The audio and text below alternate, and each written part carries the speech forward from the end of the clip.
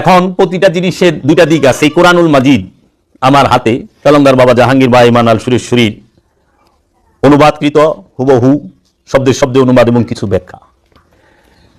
এই কোরআনুল মাজিদে দুইটা দিক আছে। একটি হচ্ছে রূপক কোরআন, আরবি কোরআন, মেজাজি কোরআন, আরেকটি হচ্ছে নুরি কোরআন।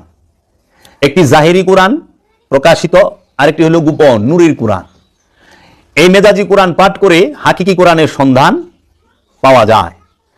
এই মেজাজি কোরআনকে অনুসরণ করে পাঠ করে মানুষের জীবন ব্যবস্থা অনেক রকম শুদ্ধতা আনা যায় মানুষের জীবনে।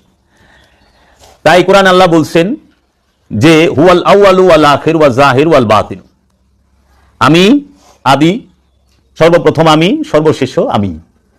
আমি জাহের মানে প্রকাশ, আমি বাতেন গোপন।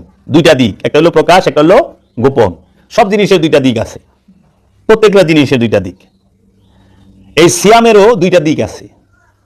একটি হলো মেজাজি রোজা সিয়াম, মেজাজি সংযম। আরেকটা হলো হাকিকি সিয়াম, হাকিকি রোজা, হাকিকি সংযম।